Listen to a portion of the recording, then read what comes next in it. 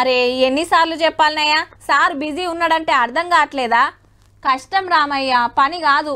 నువ్వే జర ఆలోచన చేసుకో. నేను చెప్పినట్టు చేసినావంటే ఇక పని అయిపోయినట్టే. మా రేటు గింత ఇస్తే నీ ఇష్టం, కాదంటే నీ కష్టం. తిరిగి తిరిగి చెప్పులు అరుగుతాయి తప్ప పనులు కావు పో. గిట్లుంటది సర్కార్ ఆఫీసులల్లా. అందరు అట్లనే ఉంటారని కాదు, చాలా మట్టుకు నడుస్తున్నదైతే గిదే.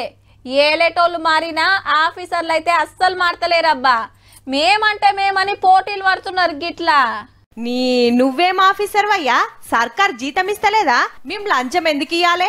ఇంత పనికున్నావు తాత, నీ సంగతి చెప్తా చూడు అని ఏసీబీకి వట్టించేటోళ్ళు బగ్గ వెరిగినరబ్బా. పుక్కట్ల చేయాల్సిన పనికి పైసలు అడిగితే సీదా 1064 నెంబర్ కు ఫోన్ కొడతాన్రు.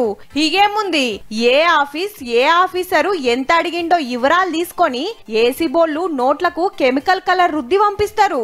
ఇగో సారు మీరు అడిగిన లంచం అని ఇయ్యంగానే ఆఫీసర్లు మురుసుకుంటా ముట్టుకుంటుంటే సాటుకున్న ఏసీ బోళ్ళు ఉరుకొచ్చి లటుక్కున అందుకుంటారు.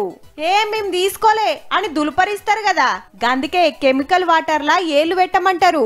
నోట్లకు పెట్టిన రంగు ఏళ్లకు అంటుతుంది కాబట్టి అది గులాబీ రంగులకు మారితే లంచం తీసుకున్నట్టు ఉత్తగానే దొరికిపోతారన్నట్టు. 4-5 వేల కాంచి షురు చేస్తే లక్షల దానిక నడుస్తాంది దందా. అమ్మో గంతనా సారంటే ఇంకో 5,000 పెంచి పడేస్తారు సుత. పనిని బట్టి రేటు, బిల్లును బట్టి కమిషన్. 8,50,000 వస్తాయి. దాంట్లో 16% కమిషన్ డిప్యూటీ ఎగ్జిక్యూటివ్ ఇంజనీర్ గారు డిమాండ్ చేశారు. అది టోటల్ 1,37,000 రూపీస్ వరకు. కలెక్టర్ ఆఫీసుల కాంచి చాలు చేస్తే కరెంట్ ఆఫీసుల దానిక పోలీస్ స్టేషన్లు, తహసీల్దార్ ఆఫీసులు, మున్సిపల్ ఆఫీసులు అంత గిదే కథ. కేసు మాఫీ చేస్తానికి, బిల్లు శాంక్షన్ అయితానికి, ఇల్లుకు పర్మిషన్ ఇస్తానికి, ఫైల్ మీద సంతకం పెట్టేతానికి, ఫైలు మీదికి పంపేతానికి లంచం లంచం లంచం. హాగో గందుకే ఈ నడమ పబ్లిక్ గిన చాలా హుషారైతాన్రు. సరే సార్ తప్పకుండా ఇస్తా అని చెప్పి ఏసీబీకి ఫోన్ కొడుతురన్నట్టు.